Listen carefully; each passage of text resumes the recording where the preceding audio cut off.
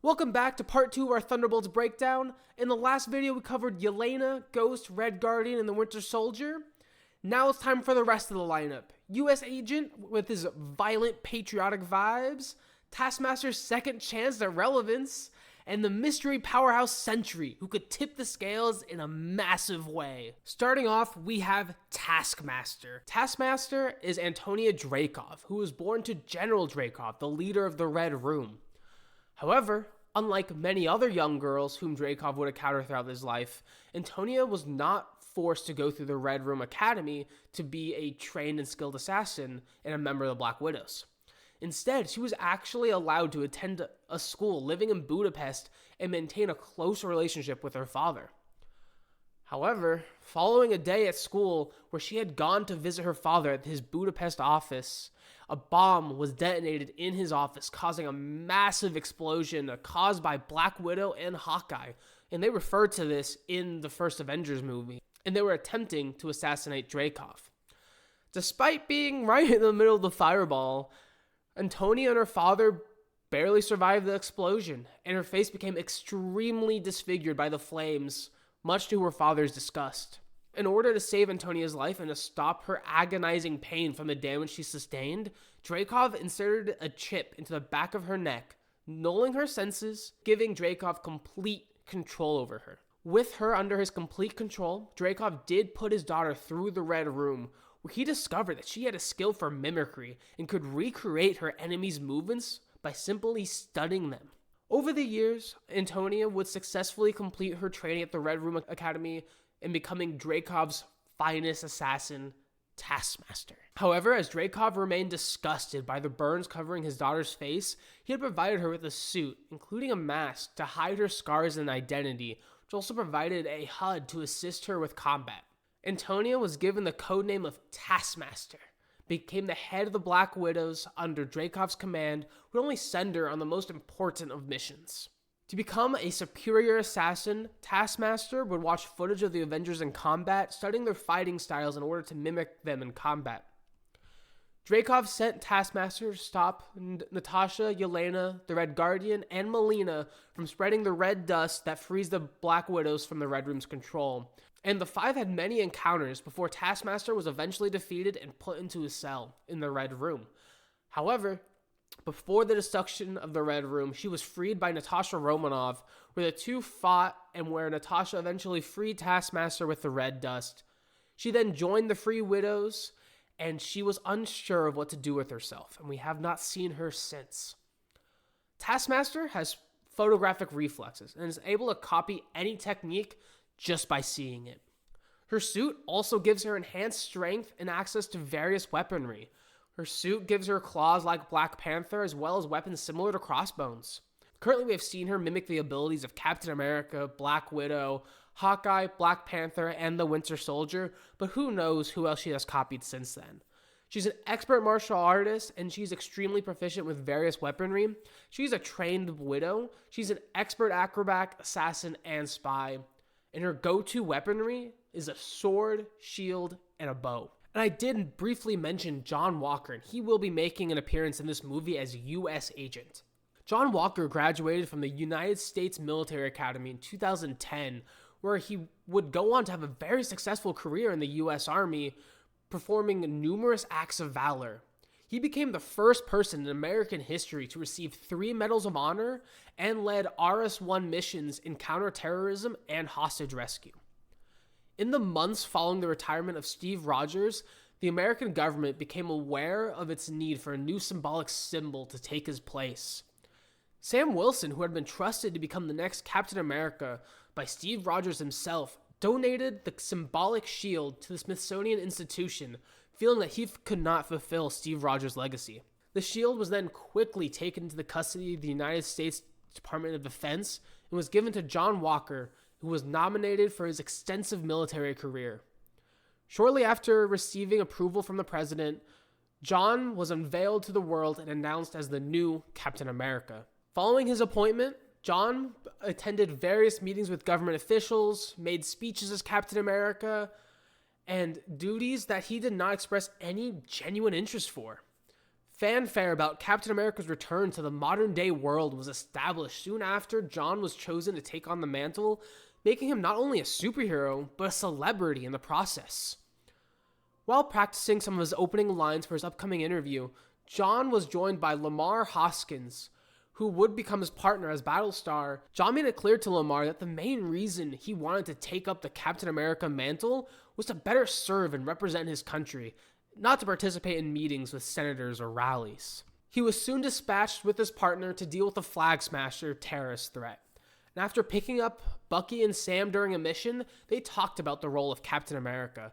And Bucky said that just because John carried the shield does not mean that he was Captain America. And then John retorted that he put in effort and hard work to get where he is. He then said that he's not trying to be a copy of Steve Rogers. He's just trying to be someone and make a name for himself and be his own person. Despite the tension, John kept asking Bucky and Sam to work together with him as they felt they could be more effective this way. But each time Bucky and Sam refused, saying that they're just free agents. John's investigations led him to Munich, Germany, in search for answers as to the whereabouts of the Flag Smashers. John arrives at the scene with the federal police to announce his search for Carly Morgenthau, the leader of the Flag Smashers. When John interrogated Rudy, the owner of a cafe, he spit in his face. Infuriated and disrespected, John resorted to physical violence by pushing the cafe owner against a wall, asking if he understood who he was. Rudy did say he does know who he was, but he just didn't care, and he had no influence over him. John was only suppressed by his own limitations, and Lamar saying that there was no point in questioning him further. And John soon realized that they would have to shadow the Falcon and the Winter Soldier for any new leads. Captain America and Battlestar went to Riga, Latvia, and found Sam Wilson and Bucky Barnes and Helmut Zemo in the streets. They joined them to locations of Danya Madani's funeral, where Captain America then handcuffed Zemo to a wall, while Sam went inside the room to talk to Carly Morgenthau. John ended up getting his hands on one of the vials of super soldier serum after Zemo tried to destroy them all.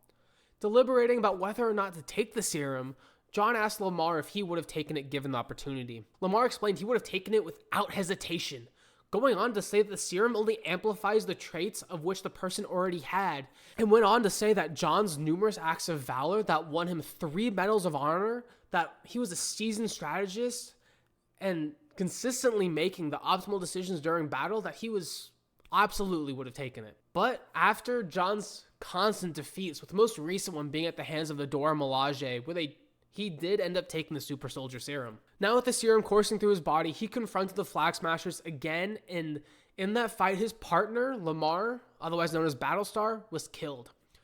John quickly caught up with who he thought the killer was, and struck him several times with the shield and ended up killing him.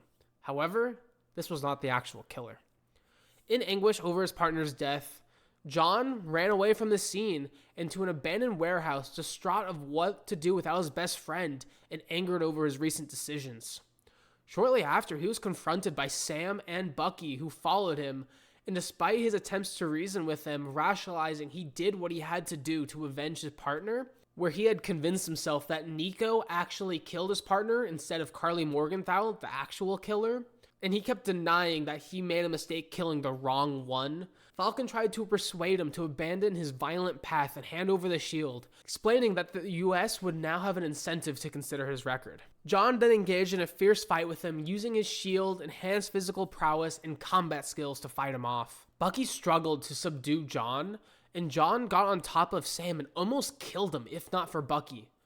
When John was separated from his shield, he got knocked unconscious, and he had to give his testimony at the U.S. Capitol on the situation. Arriving at the testimony, government officials and members of the U.S. Congress announced he would be discharged from the U.S. Army and stripped of his military rank as captain, and declared on order of the U.S. Senate that the mantle of Captain America would be taken away from him and all authority that came with it.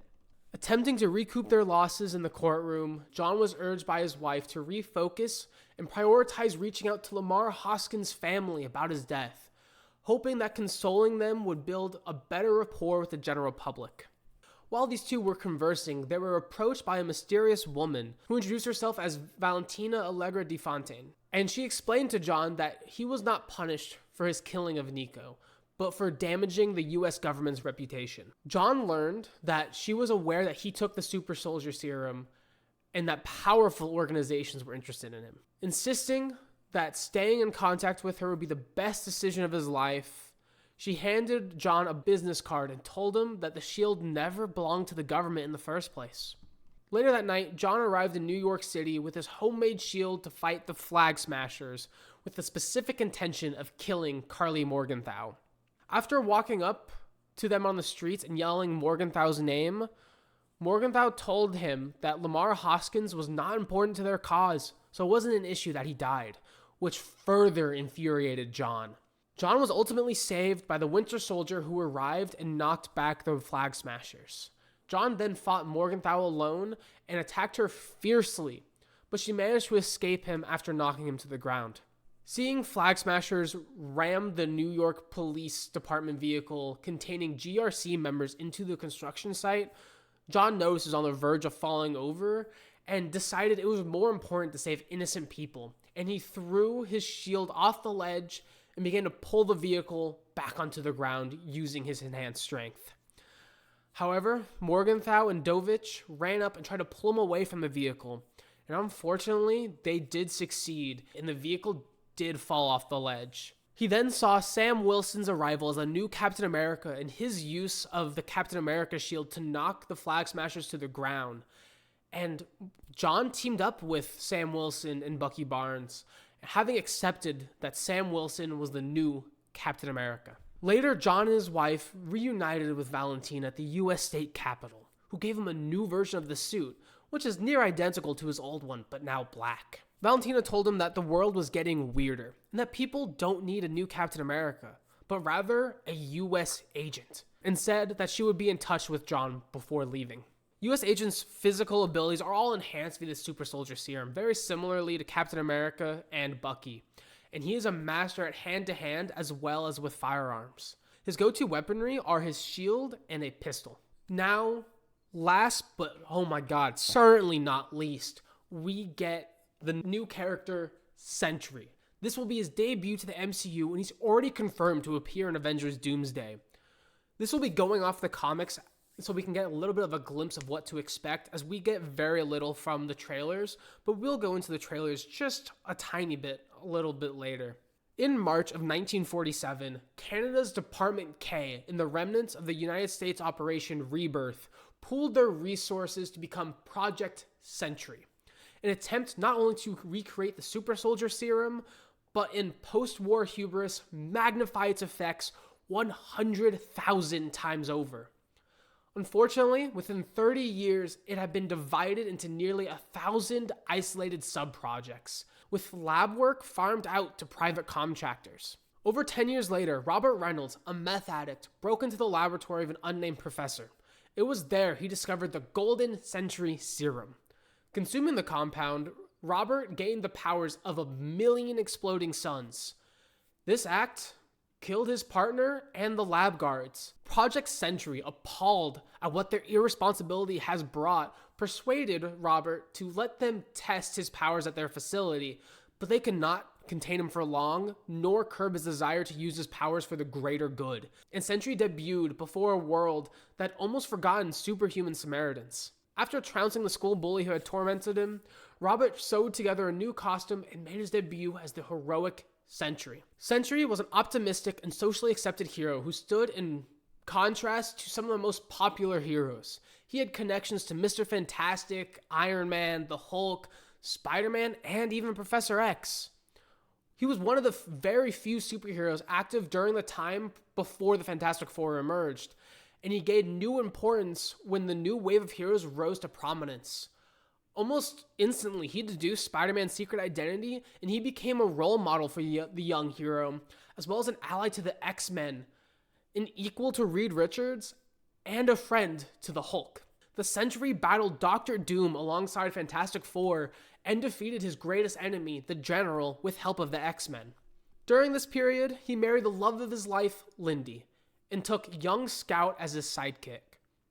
Lindy got swept up in it all, excited at the prospect of meeting other heroes. She eventually learned about Sentry's addiction, but did nothing about it. She even feared that taking the serum may have awakened something of biblical proportions. She later stated that she wished she killed him on his wedding night. And now we get to the Void, because you cannot talk about Sentry without the Void, as they are two sides of the same coin. The Void is a shadowy monster that exploited its enemies' greatest fears and ended the Sentry's charmed life. The Void nearly killed Scout. It drove Hulk into a rampage and murdered nearly 1 million people in Manhattan. Discovering that the Void had been the dark aspect of his own powers, Sentry teamed up with Reed Richards and Doctor Strange to create a system which made Earth's entire population, including Reed Richards, Doctor Strange, and the Sentry, forget about his existence. With the Sentry gone and inactive, the Void vanished. In reality, the Void was Robert's own repressed persona, powered by the Sentry's own powers. The General had captured Robert and brought him to mutant illusionist Mastermind and implanted a mental virus in Sentry's mind.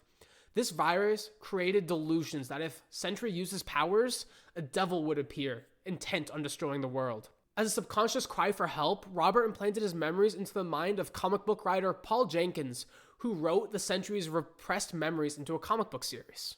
Years later, his memories did return along with the Void, who rampaged across Europe, murdering many different superheroes. The Sentry contacted his former colleagues, but the only one who recalled their shared history was the Hulk, due to the Hulk's powers. As the Void returned to Manhattan, the pieces began to finally fall in place, and the Sentry's former friends assembled to defend him and the city. Remembering the dual nature of the Sentry's powers, Sentry and Reed Richards reactivated the Watchtower, which dispelled the Void, making the world forget about the Sentry once again. Of course, based on the trailers, we already know that they are changing Bob's age, but we do know we are getting the Void. And one thing I do question, and let me know your thoughts in the comments, is how can these characters of the Thunderbolts deal with the Void? Going into his powers, Sentry has chemically altered physiology, which is derived from the Golden Sentry serum. Basically, Sentry is partly out of sync with reality, and this is how he gains his powers. It should also be noted that there are some conflicting stories. As one comic says, his powers is derived from a different time stream where 1 million stars constantly explode, creating an infinite cycle. He is a man of limitless power. He's on the level of Superman, to put that in perspective. To put it more in the context of Marvel Comics, the Scarlet Witch has reality-altering abilities and has changed the world several times over. But it has been theorized by Carla Sofin in the comics that Wanda's reality-altering powers are nothing compared to what the Sentry can do. He is an Omega-level threat with a power level of 10+, and has been quoted to be a god and is nigh omnipotent. He can manipulate molecules, which can create various constructs. He can resurrect himself and bring back the dead in extreme stress. He can heal himself of all injuries. He has superhuman strength, in which they still haven't found an upper limit to. He has superhuman speed and is nigh invulnerable.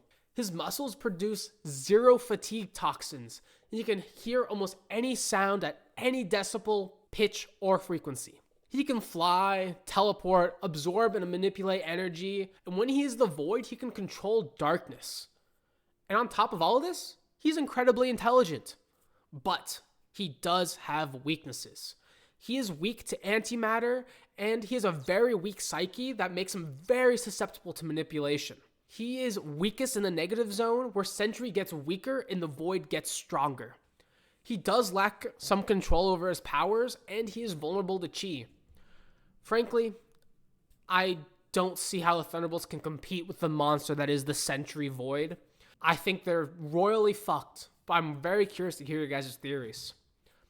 But that's the team. A mix of reformed assassins, super soldier leftovers, government projects, and one insanely overpowered mystery man in Sentry.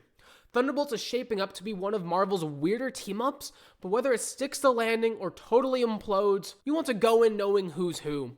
If this helped jog your memory or taught you something new, let us know and drop your Thunderbolts prediction in the comments. And if you want to learn more about Marvel's long list of heroes, you can check out this video all about Spider-Man.